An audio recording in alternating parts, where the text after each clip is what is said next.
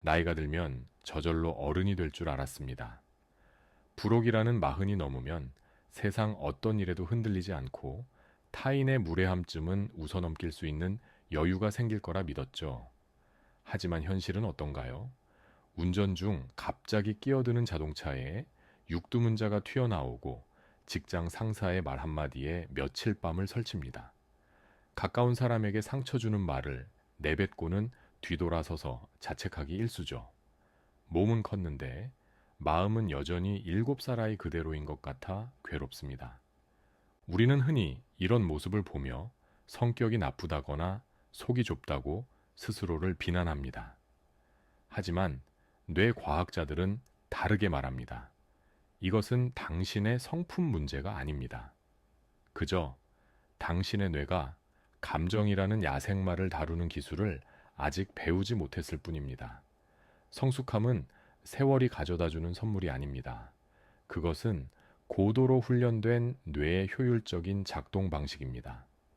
오늘 우리는 뇌과학과 심리학이 밝혀낸 진짜 어른의 6가지 특징을 살펴보고 어떻게 하면 우리 뇌를 훈련시켜 감정에 휘둘리지 않는 단단한 나를 만들 수 있는지 그 구체적인 4가지 뇌훈련법까지 명확하게 알려드리겠습니다.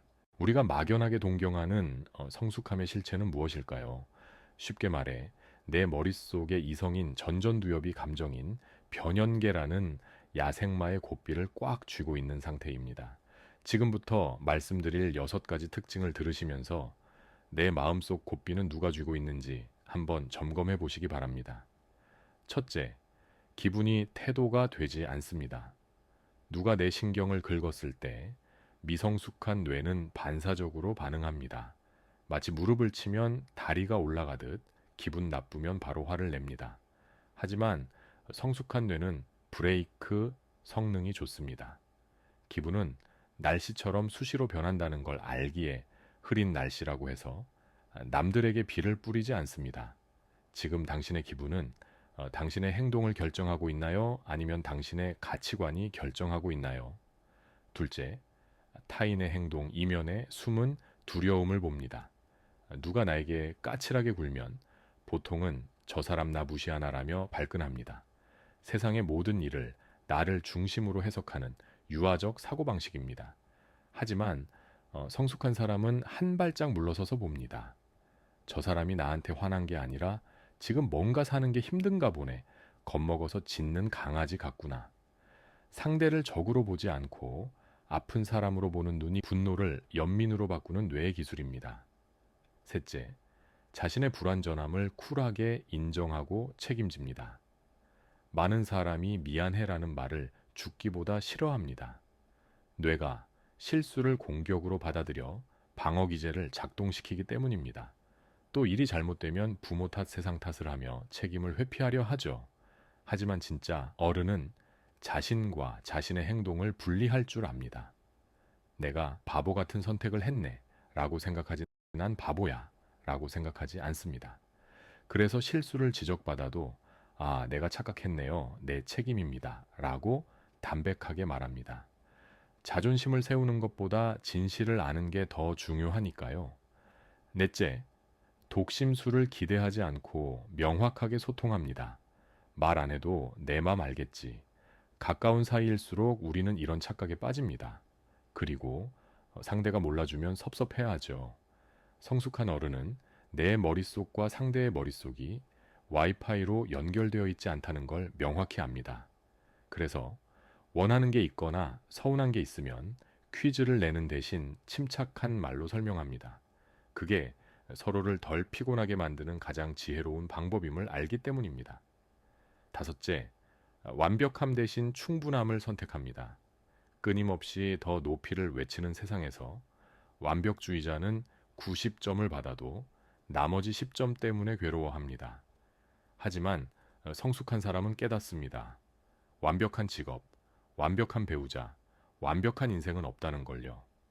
그래서 100점이 아니어도 이 정도면 충분히 괜찮아라고 만족할 줄 압니다. 자극적인 쾌락보다 잔잔한 평온함을 선택할 줄 아는 지혜입니다. 여섯째, 마시멜로를 당장 먹지 않고 기다릴 줄 압니다. 어린아이는 눈앞의 사탕을 참지 못하지만 어른은 더 좋은 결과를 위해 지루함을 견딥니다. 좋은 관계를 맺거나 목표를 이루는 건 뜸들이는 시간과 같습니다. 당장 뚜껑을 열었을 때 밥이 안 되었다고 소틀없지 않습니다.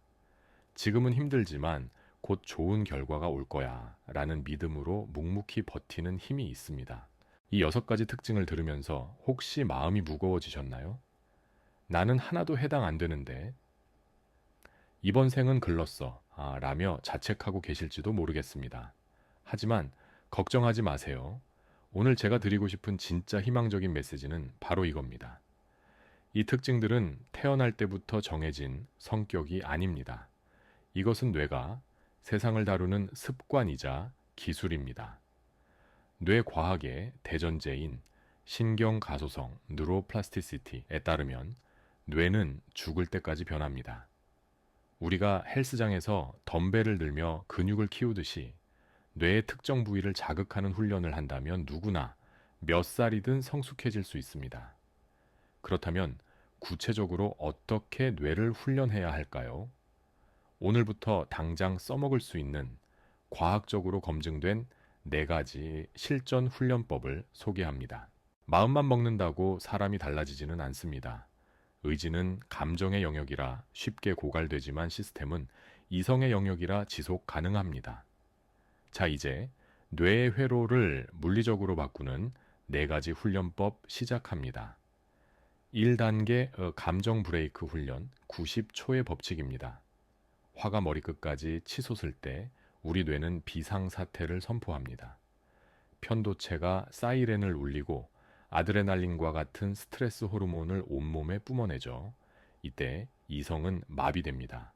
하버드대 뇌과학자 질 볼트 테일러 박사에 따르면 이 강력한 감정의 화학 물질이 뇌에서 분비되어 완전히 씻겨 내려가는 데 걸리는 시간은 딱 90초라고 합니다. 즉, 우리가 90초만 꾹 참으면 뇌 속의 분노 호르몬은 저절로 사라지고 이성을 되찾을 수 있다는 뜻입니다. 하지만 화가 난 상태로 가만히 90초를 견디는 건 고역이죠. 그래서 이렇게 해보세요. 자극을 받는 순간 반사적으로 반응하지 말고 입을 다무세요. 그리고 일단 속으로 6초만 세워보세요. 이 짧은 멈춤이 첫 번째 브레이크가 됩니다. 그리고 자리를 피할 수 있다면 화장실이나 비상계단으로 가서 나머지 시간을 보내며 심호흡을 하세요. 이때 중요한 건 내 상태를 중계하듯 말해보는 겁니다. 지금 내 편도체가 90초짜리 호르몬을 쏟아내고 있구나. 이건 내 성격이 아니라 그냥 화학 반응일 뿐이야.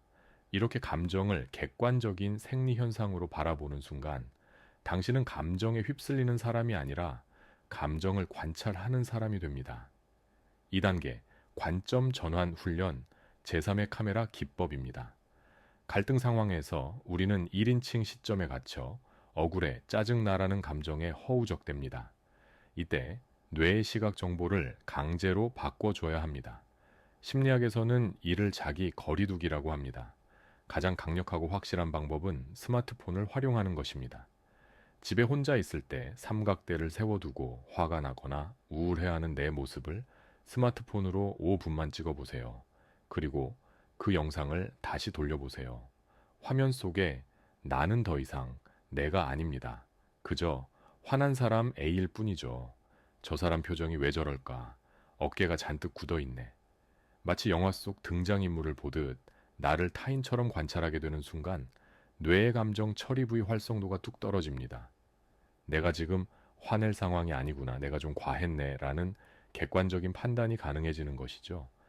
상상만으로는 잘 안 되는 분들에게 강력 추천하는 방법입니다. 3단계 자기 객관화 훈련 비난 없는 회고입니다. 하루를 마치고 이불킥을 하며 자책하는 건 뇌를 학대하는 일입니다. 난 왜 이 모양일까라는 생각은 아무런 해결책을 주지 못합니다. 이제부터는 자책 대신 분석을 하세요. 연구자가 데이터를 기록하듯 매일 밤 딱 2줄의 일기를 씁니다. 첫째, 오늘 내가 감정적으로 반응했던 상황은 무엇인가?